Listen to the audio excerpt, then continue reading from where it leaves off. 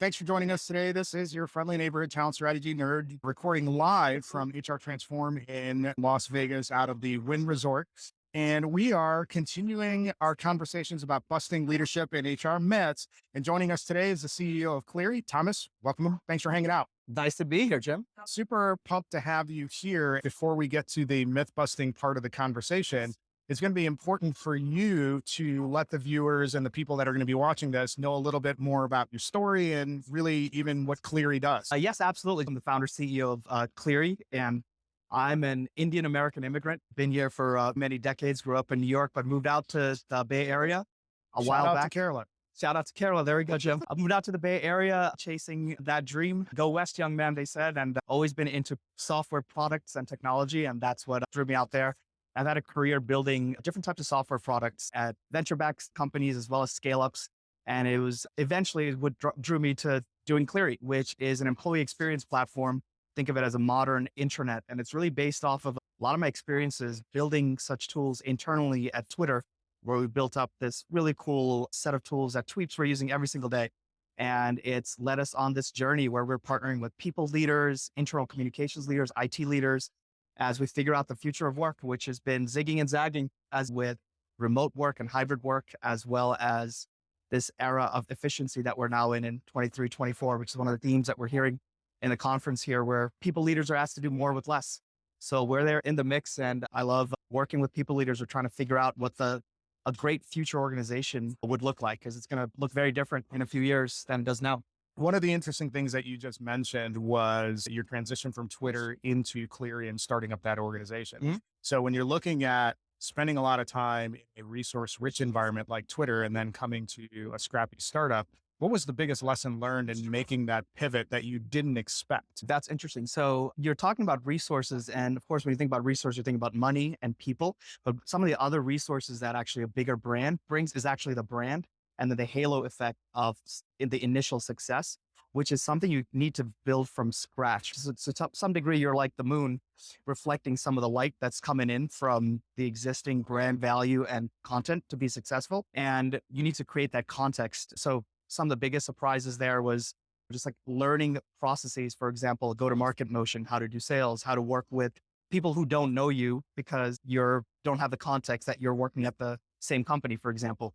There's a lot of skill sets where the halo effect of the brand gets you much farther ahead. While that's something you need to build on your own when you're building out a new company.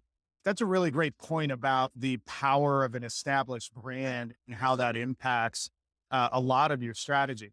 So when you switch gears and look at, okay, how do you overcome that as a scrappy startup? How did you do that? You don't have the brand of Twitter to rely on. So you're a virtual unknown when you're starting up. You're really unknown when you're starting up. So what were the levers that you pulled to still get the talent that you wanted and still present a compelling vision that attracts people to the organization? Part of the advantage I had was several years of experience working in different companies, which were actually considered leaders in what they were doing. So I did, first of all, borrow whatever brand equity I had from my own personal career into any conversation I was having with folks that I was meeting to talk about Cleary. Now, that includes like outreach and how I connect with new people about the vision that we had, because it was grounded in some realities of some experiences that we had from previous roles, which helps build more trust. But also you're leveraging your own network as much as you can to create some goodwill that you built over your career. But to some degree, you're cashing that all in because you're going off to do this whole thing. And you're in this world of being very humble and asking for favors while you get to the point of creating proof, which then creates a snowball effect and your own brand and your own idea of what this new company is in the market. Awesome stuff. You ready to bust some myths? Sure, let's do All it. right. So I've been talking to executives and senior leaders in HR all week, talking about the leadership or HR myths that they wish would just die. So what's yours? It's interesting. I can speak to this from the perspective of an entrepreneur. So I've worked at big companies and led broader, bigger teams. I've been part of like management trainings and leadership trainings. And as I was going off to start Cleary, I thought that all of that about leadership and management, all of that would be pretty useless in the context of a startup. Because what do you need to do there? You need to be scrappy. You just need to figure things out. You have a small team. You're talking about leadership. You're thinking about leading people, but you're leading yourself and maybe a couple other people. Everyone better be aligned if you're going to do everything else. That was what was floating around in my head as a reality of the skill sets that it takes to be successful at a startup. Leadership is just not in the mix.